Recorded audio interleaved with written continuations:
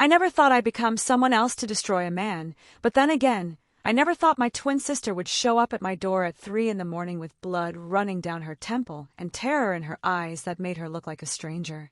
My name is Diana Richardson, I'm 42 years old, and up until that October night, I thought I knew everything about my sister Donna.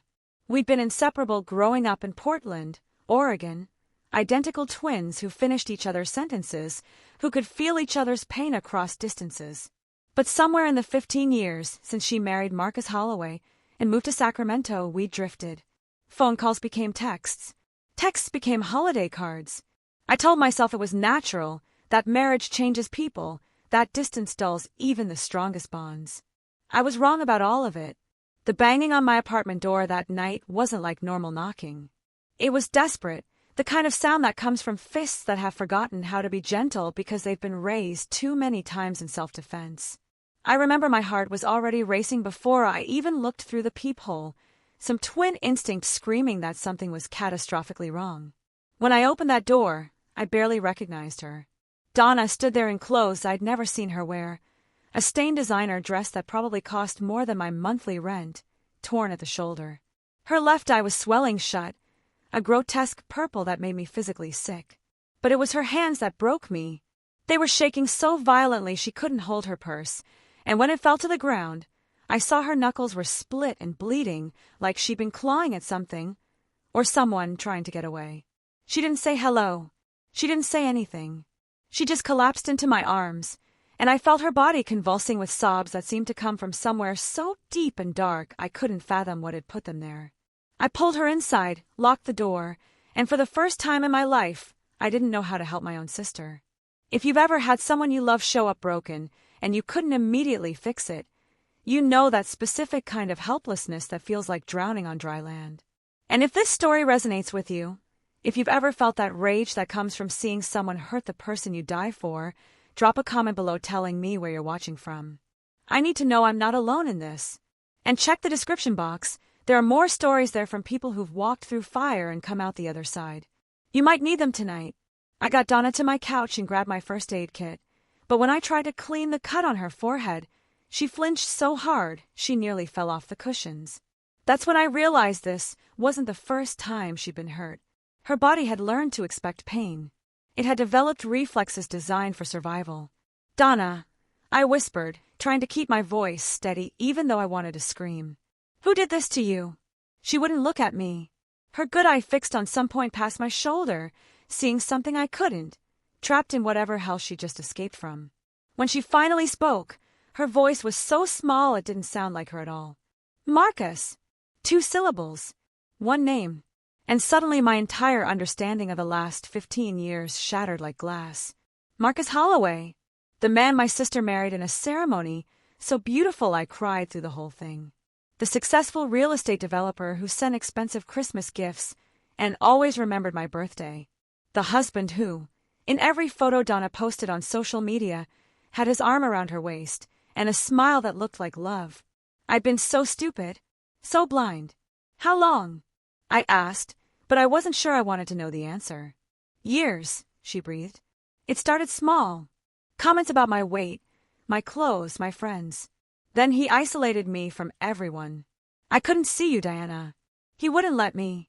Said you were a bad influence, that you'd try to break us up. I believed him because I loved him, because I thought if I just tried harder, was better, prettier, quieter, he'd go back to being the man I married." My hands were trembling now too, but not from fear. From a rage, so pure and consuming it felt like power.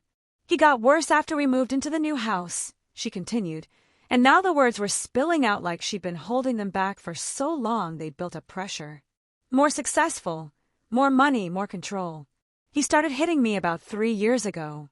Always where no one could see. My ribs, my back, my thighs. He's careful, Diana. So careful. He's thought of everything. If I left, he said he'd destroy me financially. Everything's in his name.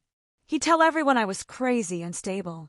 He has lawyers, connections, friends in the police department. I had nowhere to go, no one to turn to. You have me," I said fiercely, gripping her hands. "You've always had me." She finally looked at me then, and what I saw in her eyes wasn't just fear. It was something darker. something that looked like desperation mixed with calculation. "He thinks I'm still at the house," she said slowly. I told him I was going to bed. He'd been drinking, celebrating some deal. He passed out in his study. I took his car keys, his wallet, and I drove. I didn't think. I just drove here. "Good," I said. "We'll call the police. We'll get a restraining order." "We'll." "No." Her voice was suddenly sharp, almost angry. "You don't understand. Marcus doesn't lose. Ever. I've tried before. I went to the police 2 years ago, showed them the bruises. You know what happened. One of his golfing buddies was the sergeant. They took my statement, told me they'd investigate, and then Marcus came home laughing. Laughing, Diana. He said I'd embarrassed him and that I'd regret it." She pulled up her sleeve, and I saw a scar that ran from her elbow to her wrist, white and raised against her skin. "He held my arm over the stove burner that night, told me this is what happens when I forget who I belong to. Then he took me to a private doctor who asked no questions and put it down as a kitchen accident. I thought I'd felt rage before. I was wrong. What filled me in that moment was something beyond emotion. It was a dark, clarifying certainty that some people don't deserve mercy. They deserve exactly what they've given. "Then we don't play by the rules," I heard myself say, and even as the words left my mouth, I knew I'd crossed a line I couldn't uncross. "We make him pay in a way he'll never see coming." Donna's swollen eye met mine, and for the first time since she'd arrived, I saw something that looked like hope. "I've been thinking about that for a long time," she whispered. "But I couldn't do it alone. Diana, we're identical. We always have been. Even our fingerprints are almost the same. We used to switch places in high school, remember? Full teachers, friends, even Mom and Dad sometimes." I saw where she was going before she finished, and my heart started pounding with fear and something else. Something that felt dangerously like excitement. "What if I disappeared?" she said, her voice getting stronger now, more sure. "What if you became me for a little while? Long enough to gather evidence. Long enough to make him confess. Long enough to destroy him from the inside the way he's been destroying me." It was insane. It was dangerous. It was probably illegal in about 17 different ways. But looking at my sister, at the physical evidence of years of torture written across her body, I knew I was going to do it. Not because it was right, not because it was smart, but because some debts can only be paid in kind, and Marcus Holloway had been writing checks my sister's body had been cashing for far too long. "Tell me everything," I said. "Every detail of your life, your marriage, your routine. We have to make this perfect. We have to make this bulletproof." Donna squeezed my hands, and in that grip, I felt 15 years of pain and a dangerous new possibility, revenge, served cold and calculated by someone who looked exactly like his victim but had none of her fear. We talked until dawn broke over Portland, and by the time the sun came up, Diana Richardson was gone. In her place sat 2 versions of Donna Holloway, one broken and hiding, one about to walk into hell with her eyes wide open. Learning to be my sister took 3 weeks of intensive preparation that felt like studying for the most dangerous exam of my life, where failure meant more than a bad grade, it meant potential death. Donna had kept meticulous notes over the years, hidden in a cloud account Marcus didn't know existed. She documented everything with the thoroughness of someone who knew she might need evidence someday. His routines, his preferences, his triggers, his schedules, even the way he liked his coffee. 2 sugars, cream heated separately, specific temperature. She'd been planning her escape long before she drove to my door that night, and now her documentation was becoming my survival guide. We holed up in my apartment, and I became a student of her life. She taught me Marcus's patterns like they were sacred texts.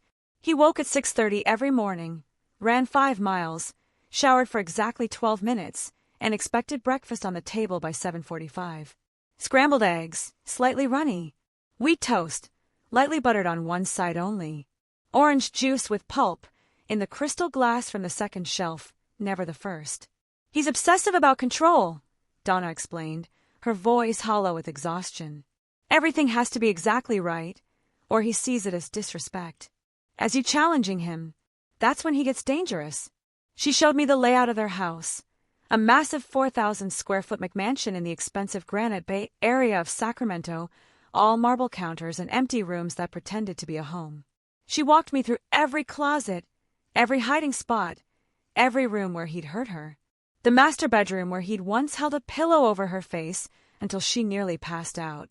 The kitchen where the stove incident happened. The garage where he'd slammed her against the concrete wall hard enough to crack one of her ribs. I memorized it all with the grim determination of a soldier learning enemy territory. But the physical details were only half of it. The harder part was learning to move through the world as someone who'd been systematically broken down over years. Donna taught me how to make myself smaller, how to anticipate his moods, how to speak in a voice that never challenged or contradicted. She showed me the subtle art of survival, eyes down when he was angry, immediate apologies even when you'd done nothing wrong, sex offered preemptively to avoid violence. That last part made me want to vomit, but Donna was clinical about it. "You won't have to," she said quietly. "I've been tracking his patterns. He started seeing someone else, a younger woman from his office named Bethany. He comes home late 3 nights a week, smelling like her perfume. He doesn't touch me much anymore, and when he does, it's more about control than desire. If he initiates, you'll have to decide how far you're willing to go." I looked at my sister, my identical twin, who'd once been so full of life she'd light up every room she entered, and made a decision. "I'll go as far as I need to," I said. "Whatever it takes to destroy him. And if you think that makes me a bad person, maybe you're right. But if you've ever loved someone who's been hurt, really hurt, by someone who was supposed to protect them, you understand that sometimes justice and revenge look identical, and both are equally necessary. Drop a comment if you've ever felt that line blur. I want to know I'm not the monster this story might make me sound like." We practiced for hours every day. Donna would quiz me on Marcus's business associates, their wives, the names of their kids. She taught me her handwriting, her signature, the way she'd learned to text in short, careful messages that never revealed too much. She gave me her phone, her credit cards, her wedding ring, a massive diamond that felt like a shackle on my finger. "He tracks the credit cards," she warned, "and the phone has location services he monitors. You can't turn them off, or he'll know something's wrong. You have to stay predictable, boring, exactly where he expects you to be." The physical transformation was easier than I expected. We were identical twins, but 15 years of different lives had created subtle differences. I'd been living a modest life as a freelance graphic designer. Stress, sure, but nothing like what Donna had endured. My hair was shorter, my body slightly more muscular from the yoga classes I took 3 times a week. Donna had been kept in a gilded cage where gym memberships were approved but actual strength was discouraged.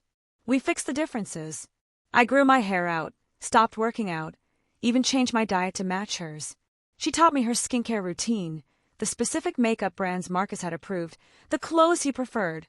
Modest but expensive, nothing too revealing but always perfectly presented. I was to be a trophy that never tarnished, decoration that never spoke out of turn. By the end of week 3, when we stood side by side in my bathroom mirror, even I had trouble telling us apart. "There's one more thing," Donna said on the night before I was supposed to take her place.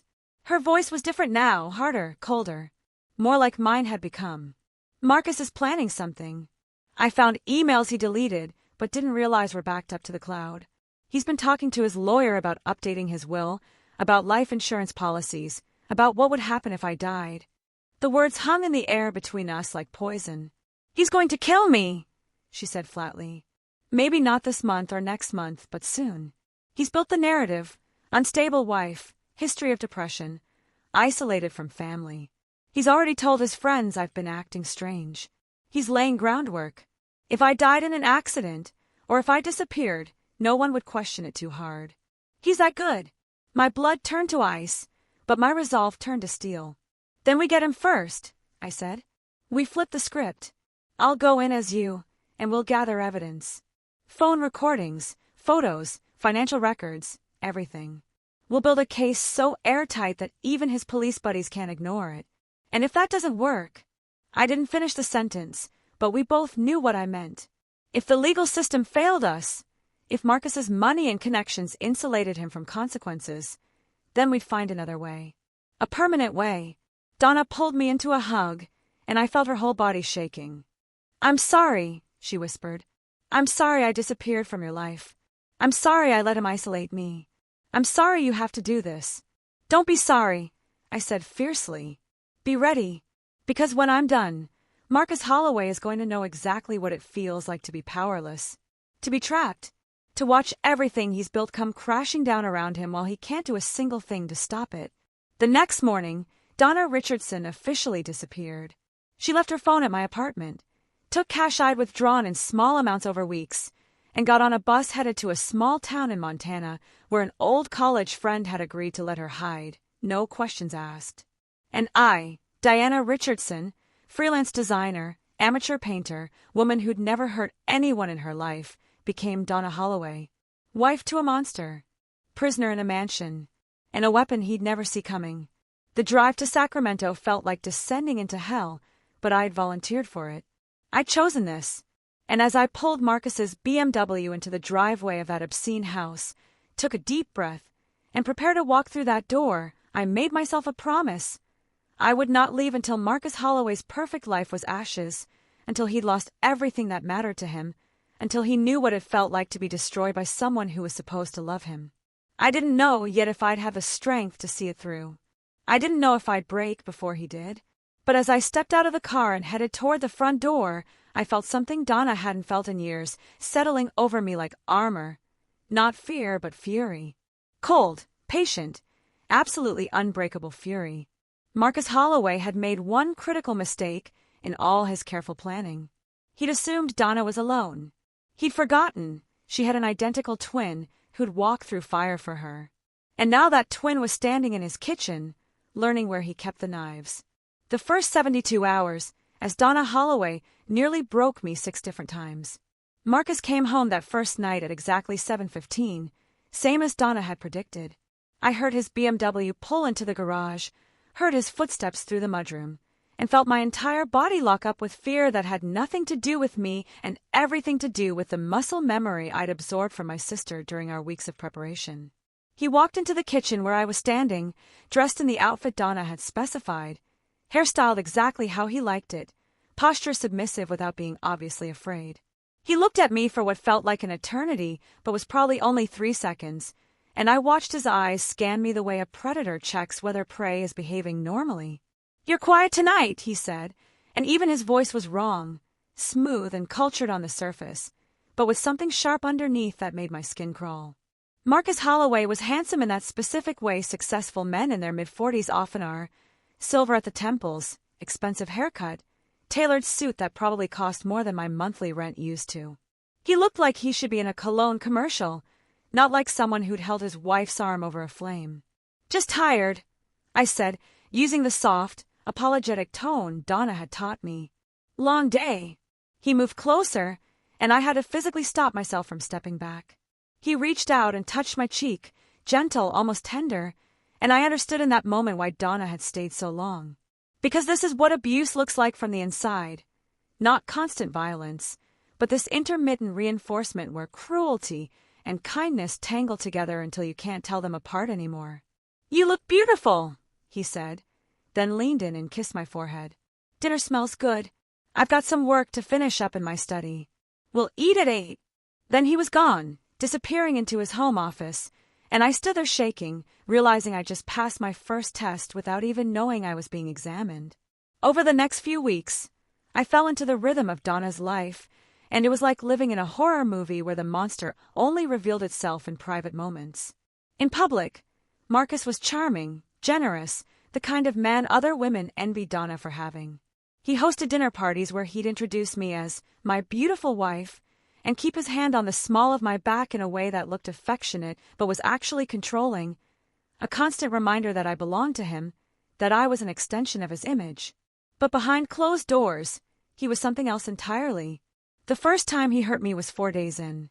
I put his coffee cup on the wrong shelf, the first shelf instead of the second, a mistake so trivial I didn't even realize I'd made it until he was suddenly in my space, his hand wrapped around my wrist with enough pressure to leave bruises. "Donna," he said, his voice terrifyingly calm. "We've talked about this. Everything has a place.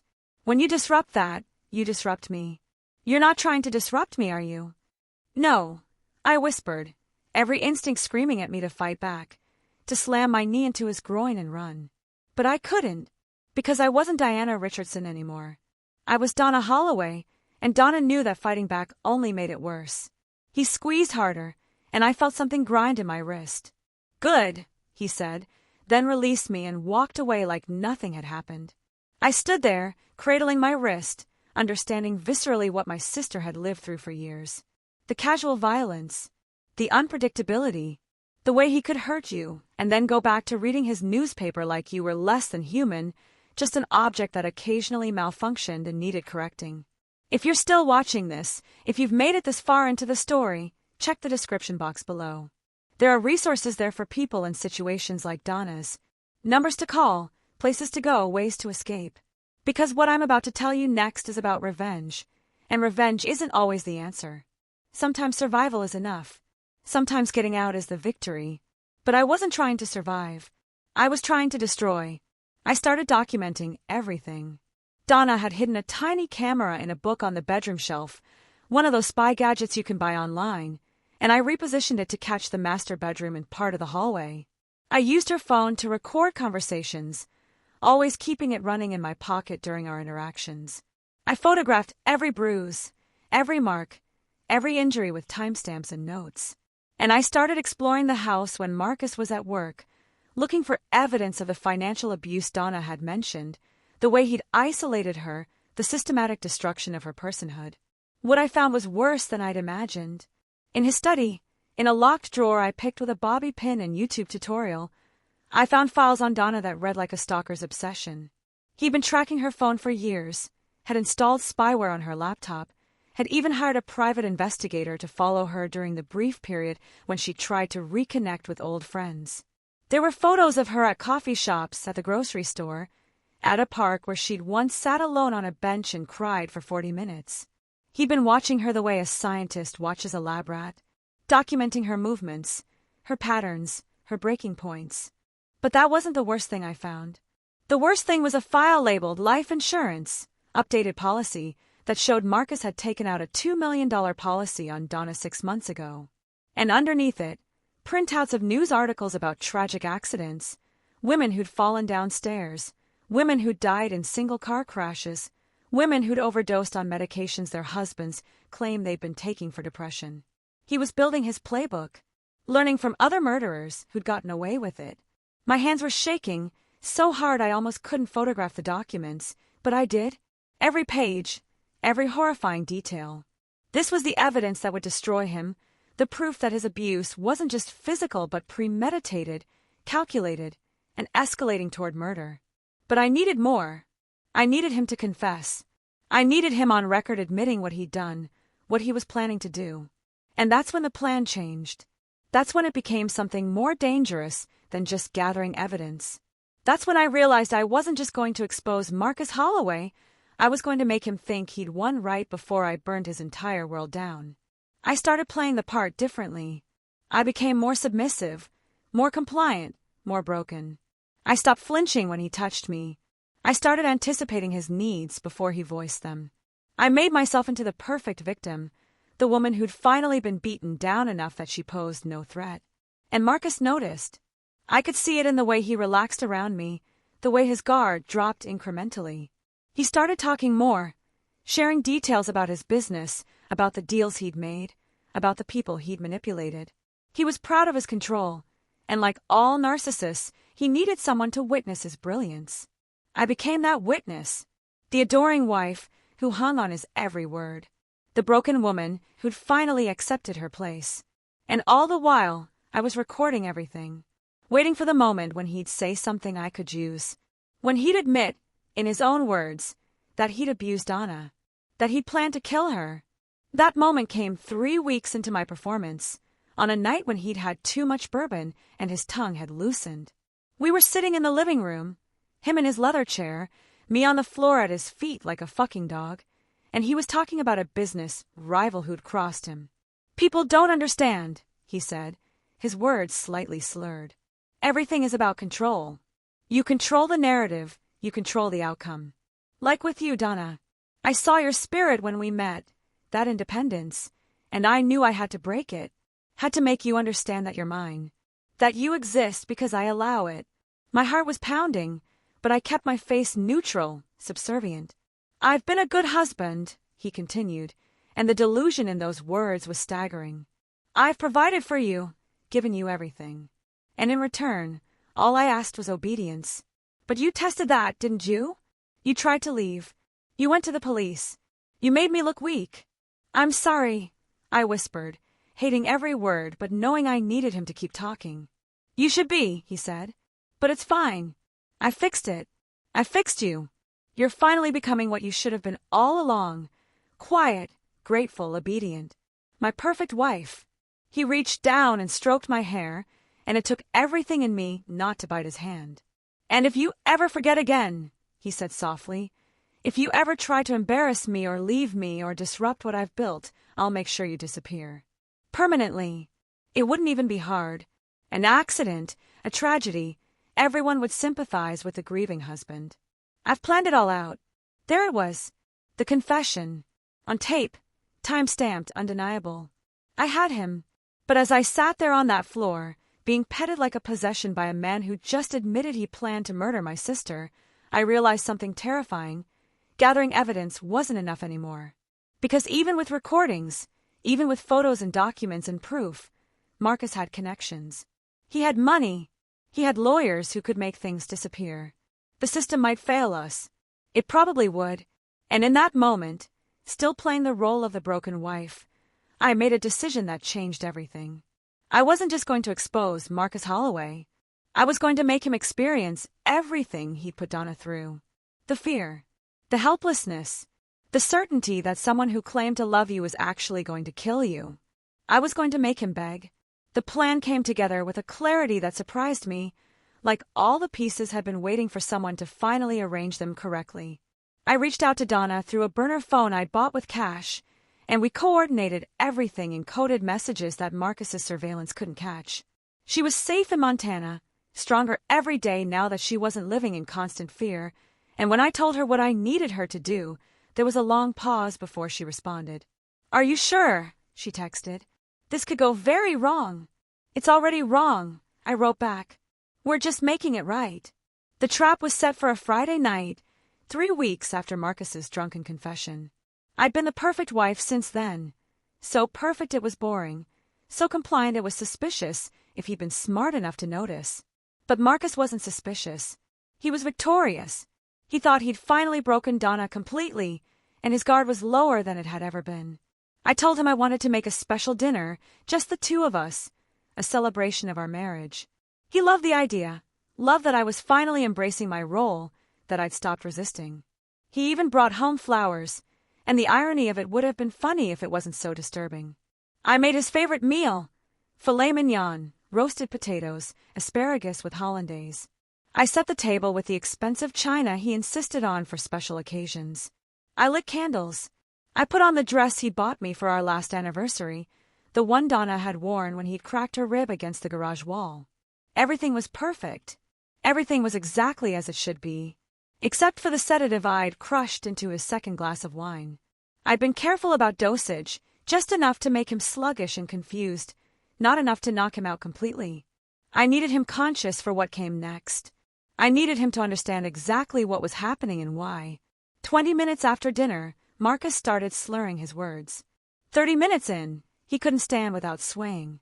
I helped him to the bedroom, playing the concerned wife, and he looked at me with confusion that was almost childlike. "What's happening?" he mumbled. "Don't feel right." "It's okay," I said softly, laying him on the bed. "Everything's going to be okay." Then I pulled out my phone and made a call. "It's time," I said. 10 minutes later, there was a knock on the door. I opened it to find my sister standing there, Donna, but not the broken version Marcus had created. This was Donna after 3 months of healing, of therapy, of remembering who she'd been before Marcus Holloway had systematically destroyed her. We stood there for a moment, looking at each other, identical twins who'd been through hell and come out the other side changed but unbroken. "Is he down?" she asked. "He's down," I confirmed. We walked upstairs together, 2 versions of the same woman, and when we entered that bedroom, Marcus was trying to sit up, his eyes unfocused and panicked. "Donna," he said, looking at my sister. Then his eyes swung to me. "Donna." "Surprise," I said. "Meet your wife. The real one. The one you've been torturing for 15 years. I'm Diana, Her twin sister. The one you forgot existed because you were so busy isolating her from everyone who loved her. I watched his face as understanding crashed through the sedative fog. Watched as he realized he'd been living with the wrong woman for months. Watched as he understood, probably for the first time in his life, that he wasn't in control. "You can't," he started, trying to get up, but his body wasn't cooperating. The sedative had him now, making his limbs heavy and uncoordinated. "We already have," Donna said, her voice stronger than I'd heard it in months. "Diana's been gathering evidence while playing you like a fiddle. Every bruise you gave her, thinking it was me. Every confession you made because you thought you'd broken her spirit. Every document in your study about your plans to kill me. It's all recorded, photographed, timestamped, and uploaded to 3 different secure locations." "No," Marcus said, and now there was fear in his voice, real fear, the kind Donna had lived with for years. "You don't understand. My lawyers, my connections, I'll destroy both of you. I'll tell everyone you're crazy, that you broke into my house, that you drugged me. No one will believe." "They'll believe the evidence," I interrupted. "The medical records we got from your private doctor, who turned out to be very interested in avoiding an investigation into the suspicious injuries he'd been covering up. The testimony from 3 of your employees who watched you abuse Donna at company events but were too scared to say anything. The security footage we pulled from your own house cameras. Yeah, you weren't the only one doing surveillance, Marcus. We've been watching you too." I pulled out my phone and showed him a video I'd compiled. Footage of him grabbing Donna, who he thought was Donna but was actually me, and slamming me against a wall. Of him twisting my wrist until I cried. Of him making threats that were now recorded in HD video with clear audio. "The police are going to love this," Donna said. "But not your buddies at the Sacramento PD. We went to the state attorney general's office.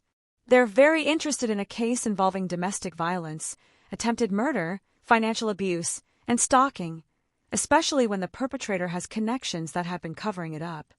Marcus's face had gone white. Actually white, like all the blood had drained from it. "You're ruined, Marcus," I said, and I felt no satisfaction in it, just a grim certainty. "Your business, your reputation, your freedom, it's all gone. But that's not even the best part." Donna sat down on the bed next to him, and I saw her gathering courage for what came next. "Remember that life insurance policy you took out on me?" she asked. "The $2 million one you were going to collect after my tragic accident? I've updated the beneficiary. If anything happens to me, anything at all, the money goes to a domestic violence charity. And there's a letter with my lawyer that details everything you've done, including your plans to murder me. So if I die under suspicious circumstances, you'll be the first person they investigate." "You're taking everything from me," Marcus whispered, and there were actual tears in his eyes now. "No," Donna said firmly. "I'm taking back what you stole from me. My autonomy, my dignity, my life. You made me feel powerless for 15 years, Marcus. You made me believe I had no options, no escape, no future without you. You were wrong." The doorbell rang then, right on schedule. I went downstairs and opened it to find Detective Sarah Chun from the State Attorney General's office standing there with 2 uniformed officers behind her. "Diana Richardson?" she asked, and I nodded. "We have a warrant to search the premises and take Marcus Holloway into custody for questioning regarding multiple charges of domestic violence, stalking, and conspiracy to commit murder." I led them upstairs, and the look on Marcus's face when he saw the police, not his golfing buddies, not his connections, but real law enforcement who didn't owe him anything, was something I'll remember for the rest of my life. As they read him his rights and helped him down the stairs, he was still too sedated to walk properly on his own. He kept looking back at Donna and me, and I could see his mind working, trying to find an angle, a way to spin this in his favor. There wasn't one. We'd been too thorough, too careful, too patient. At the door, he turned back one last time, and what came out of his mouth was exactly what I expected from a man like him. "This is all a misunderstanding," he said, his voice suddenly clear despite the sedative, that practiced charm clicking back into place. "Officers, my wife has been struggling with mental health issues. She's confused. I've been trying to get her help, but she's been resistant. And this woman," he gestured at me, "is clearly unstable. They've concocted this elaborate story, But I have documentation proving. Save it for your lawyer, Detective Chin interrupted, her voice flat and professional. We've reviewed the evidence already. All of it. And Mr. Holloway, we've also been in contact with Bethany Morrison from your office. She had some interesting things to say about your relationship and some concerning text messages you sent her about your wife being out of the picture soon. You might want to be more careful about what you commit to writing. I watched the color drain from his face again.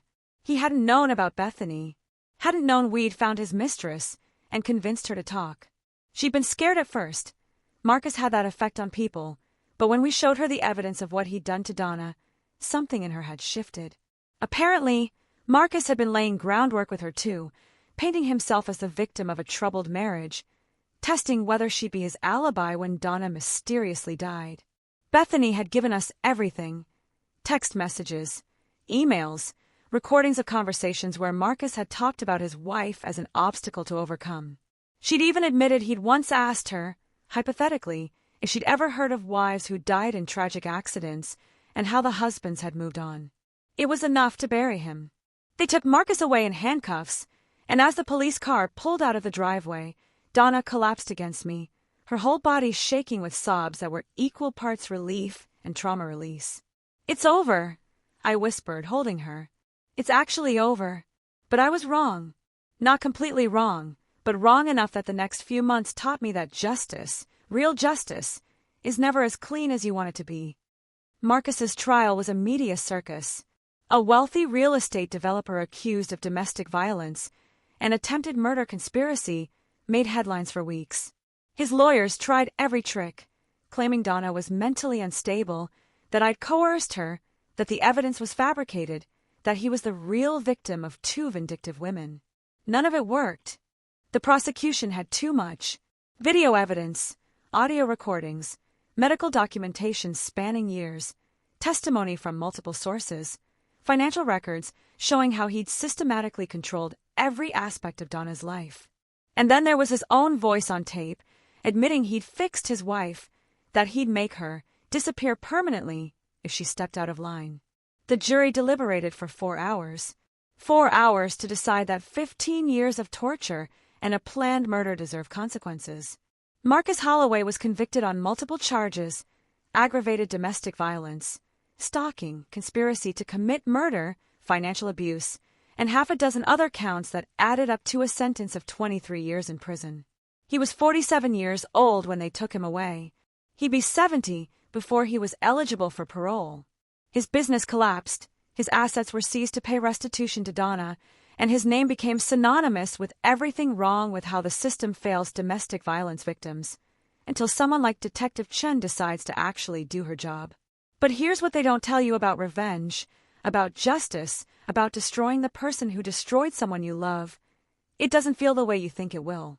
I'd imagined this moment so many times during those months playing Donna, during those weeks of planning and gathering evidence. I'd imagined feeling triumphant, vindicated, powerful. I'd imagined watching Marcus crumble and feeling nothing but satisfaction. The reality was more complicated.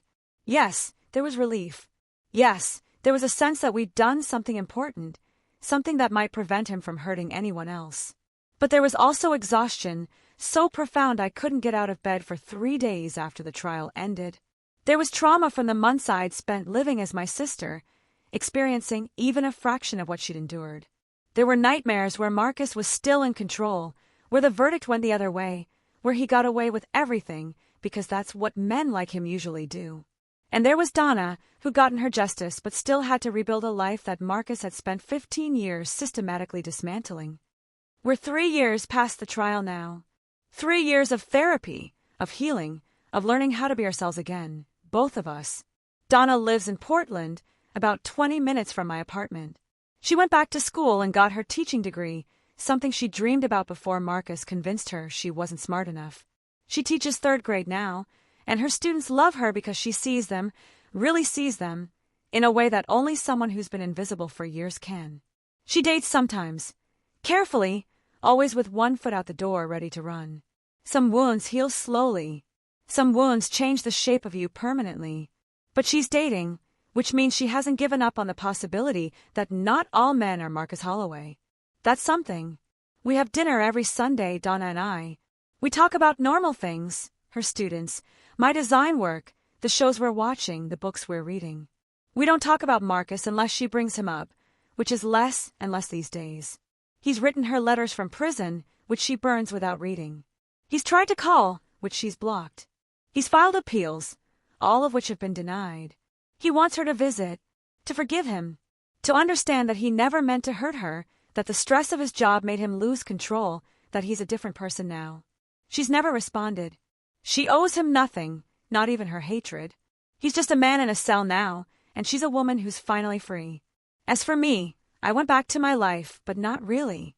You can't go through something like that and come back unchanged. I'm more cautious now about who I trust, more aware of the signs of control masquerading as love. I volunteer at a domestic violence shelter twice a month, helping women develop safety plans, teaching them the kinds of evidence gathering that saved Donna's life. I've had exactly 2 dates in 3 years, both disasters, because I spent the entire time analyzing whether the man showed any signs of Marcus's pathology. My therapist says I'll get better at this, at separating past trauma from present possibilities. I'm not sure I believe her, but I keep showing up to sessions, so maybe some part of me does. People ask me sometimes if I regret it, the deception, the months of living as someone else, the risks we took. They ask if I'm scared Marcus will get out someday and come after us. They ask if the ends justified the means, if revenge was worth what it cost. Here's what I tell them: I'd do it again. Tomorrow, without hesitation. Because Donna is alive. She's teaching children about kindness and standing up for yourself and recognizing your own worth. She's laughing again, not the careful, quiet laugh she'd learned to make herself small with, but real laughter that fills rooms and makes other people smile just hearing it. Marcus Holloway tried to erase my sister. He tried to make her small and powerless and forgettable. He failed. We made sure he failed. And if that makes me someone who crossed lines that shouldn't be crossed, who took justice into her own hands when the system might have failed us, who lied and deceived and became someone else to trap a monster, fine. I'll own that. I'll carry that weight. Because at the end of the day, Donna gets to wake up without fear. She gets to make choices about her own life. She gets to exist as a full human being instead of as property, as a possession, as something to be controlled and eventually discarded. That's worth whatever price I paid. That's worth whatever consequences come. There's a photo on my refrigerator now. It's from last month, Donna's birthday. We went hiking in the Columbia River Gorge, just the two of us, and a stranger offered to take our picture at the waterfall overlook. In the photo, we're standing side by side, arms around each other, and we're smiling, not the fake smiles victims learn to wear, but real joy that comes from surviving something you weren't sure you'd survive. You can't tell us apart in the photo. We're identical again, not because I'm pretending to be her, but because she's become herself again. Strong, whole, unbroken. That's the revenge I'm proudest of. Not the trial, not the conviction, not Marcus rotting in a cell. The revenge is that Donna Holloway, the woman Marcus tried to destroy, refused to stay destroyed. The revenge is that she rebuilt herself from ashes into something he could never touch again. The revenge is that his entire legacy now is just being the monster who failed to break her. And every day she wakes up free and makes a choice about her own life, what to eat, where to go, who to love, how to be. That's another day his power over her shrinks to nothing. Eventually, he'll just be a bad memory. A cautionary tale. A story we tell to help other people recognize the signs before it's too late. He wanted to be important. He wanted to be in control. He wanted to matter. Instead, he's just a lesson. And Donna is the teacher. If you've made it this far, if you've listened to this entire story, I want you to know something. If you're in a situation like Donna was, you have options. They might not look like my options. Identical twins willing to commit identity fraud aren't exactly standard issue, but you have options. The description box below has resources, national hotlines, legal aid organizations, shelter networks, safety planning guides, ways to document abuse, and gather evidence that can protect you. And if you're someone who loves someone in an abusive situation, remember this: you can't save them. They have to choose to save themselves. But you can be there when they're ready. You can be the safe place they run to at 3 a.m. with blood on their face and terror in their eyes. You can be the person who says, "I believe you," when everyone else is telling them to give him another chance. You can be the sister who becomes them to destroy their abuser from the inside out. Or you can be the friend who just holds their hand and helps them find another way. Both are valid. Both are love. Share this story if you think someone needs to hear it. Comment below if you've ever been where Donna was, or where I was, or if you've ever loved someone through something impossible. Let's build a community of people who refuse to let abusers win. And check that description box. Really. Because someday you might need those resources, or you might know someone who does, and information at 3 in the morning when you're desperate and scared can be the difference between staying and leaving, between dying and surviving, between being erased and becoming yourself again. My name is Diana Richardson. My sister is Donna Richardson. She took back her maiden name the day the divorce was finalized. We're 45 now, 3 years older and infinitely wiser than we were the night she showed up at my door bleeding and broken. Marcus Holloway is 50 years old, serving 23 years in San Quentin, and as far as we're concerned, he can rot there. This was our story, our revenge, our justice, and every day my sister wakes up free and chooses her own path, we win all over again.